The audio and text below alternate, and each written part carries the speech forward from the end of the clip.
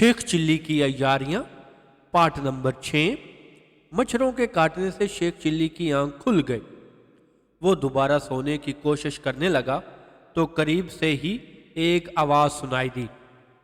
ये शेख चिल्ली बहुत बेवकूफ़ आदमी है, इंतहाई अहमक और कामचोर है, लेकिन ये यहाँ क्यों सो रहा है? दूसरी आवाज सुनाई दी। इसकी दुल्हन को तेरान देव उठाकर ले गया है। ये इसकी तलाश में परिस्तान जाना चाहता है, लेकिन रास्ता नहीं जानता, पहली आवाज ने कहा। फिर ये कैसे परिस्तान पहुंच सकता है? दूसरी आवाज ने पूछा। इस सिलसिले में अगर ये सब्ज पोश दरवेश के पास जाए तो वो इसकी मदद कर सकता है, पहली आवाज ने बताया। शेख चिल्ली बड़े गौर से वो आवाजें सुन रहा था जो करीबी दरख्त की बुलंदी से आ रही थी। भाइयों, तुम कौन हो? इसने बुलंद आवाज से पूछा। हम परिंदे हैं, दरख्त से आवाज आई। लोग हमें तोते कहते हैं। भाई तोते, एक मेहरबानी करो, शेख चिल्ली बोला। मुझे इस दरवेश का पता बता दो। सब्ज पोश दरवेश इस जंगल के आखिरी सिरे पर रहता है, लेकिन इस वक्त वो आराम कर रहा होगा, तोते ने जवाब दिया। शेख चिल्ली खामोश रहा। सुबह का उजाला फैला तो कनीज संदुल भी बेदार हो गए। वो घोड़ों में सवार होकर दरवेश की तलाश में चल दिए। जंगल के आखिरी हिस्से में पहुंचे तो वहां एक घटिया दिखाई दी। वो कटिया देखकर रुक गए।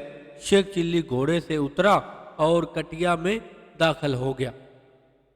अंदर एक सब्ज लिबास वाला दरवेश बैठा इबादत कर रहा था।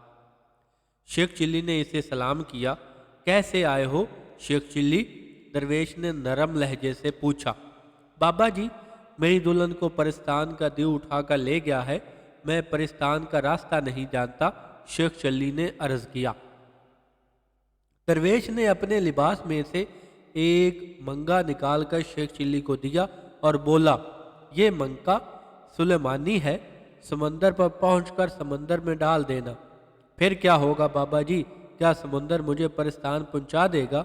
शेख चिल्ली ने पूछा। बेवकूफ़, समंदर भला कैसे परिस्तान जा सकता है? दरवेश ने मुस्कुराकर कहा। मनका डालने से समंदर में से एक सुनहरी मछली बरामद होगी।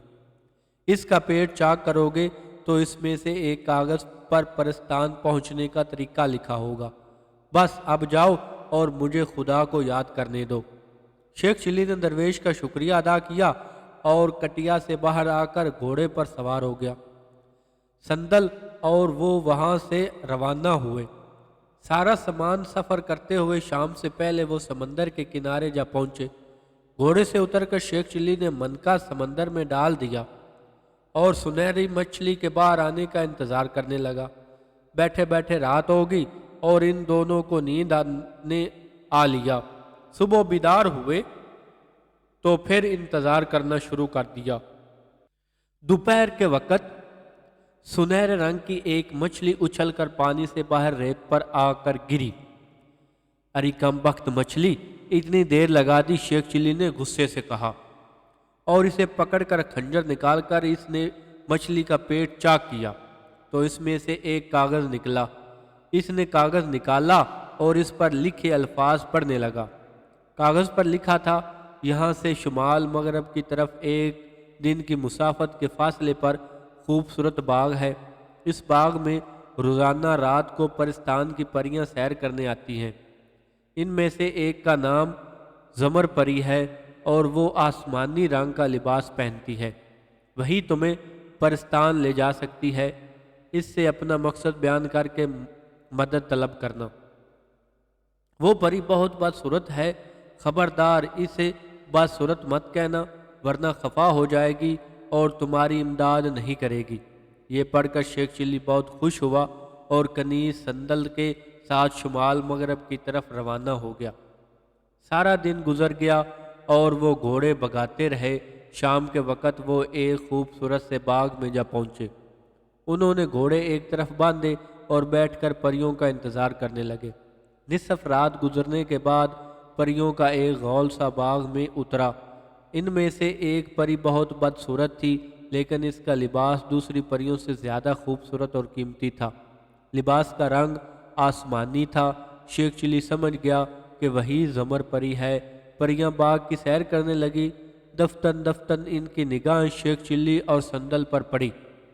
اے آدم زاد، تم یہاں کیوں آئے ہو؟ ایک پری نے غصیلے لہجے میں ان سے پوچھا۔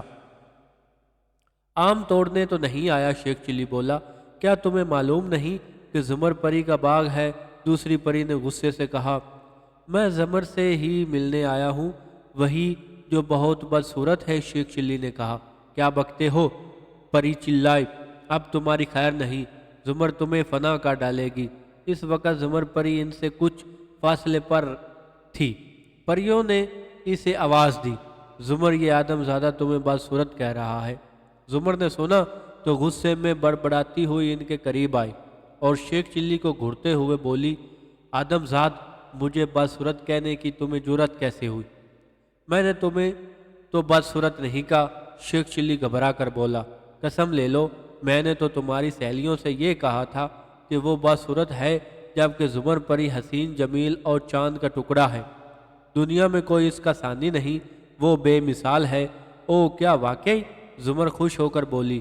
کیا تم حسن جمال میں بے نظیر ہو؟ چاند بھی تمہیں دیکھے تو شرما کر بادلوں میں چھپ جائے، درخت تمہاری خوبصورتی پر جھومنے لگے، پرندے تمہارے حسن کے ترانے گاتے رہیں، جانور تمہارے جمال کے کھانے کھاتے رہیں۔ کیا کہا؟ زمر پری نے چونک کر پوچھا۔ میرا مطلب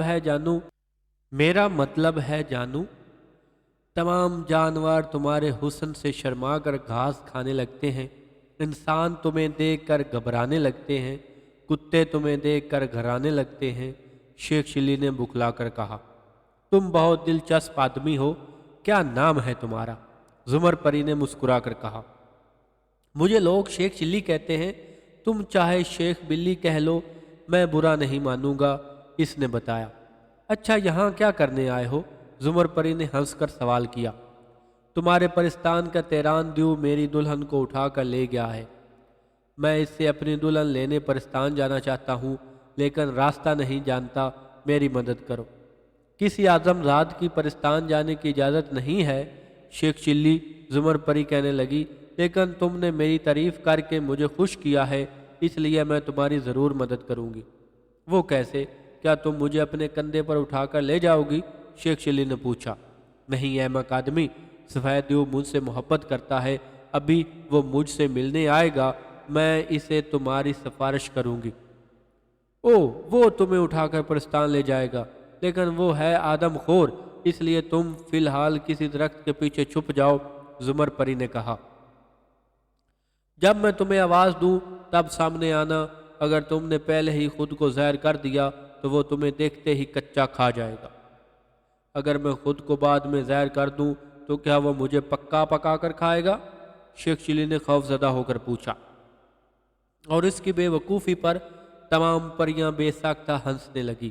زمر پری کی ہدایت کے مطابق شیخ چلی اور کنیز سندل ایک درخت کے چوڑے تنے کے پیچھے چھپ گئے اور انتظار کرنے لگے۔ تھوڑی ہی دیر گزری تھی کہ آسمان سے سفید رنگ کا ایک بہت بڑا دیو باغ میں اترا۔ اس کے آتے ہی زمر کی ساتھی پریاں باغ کے دوسرے حصے کی طرف چل گئی۔ اس سے اگلا حصہ حاصل کرنے کے لیے بکس MP3 کو سبسکرائب کریں۔ بہت بہت شکریہ۔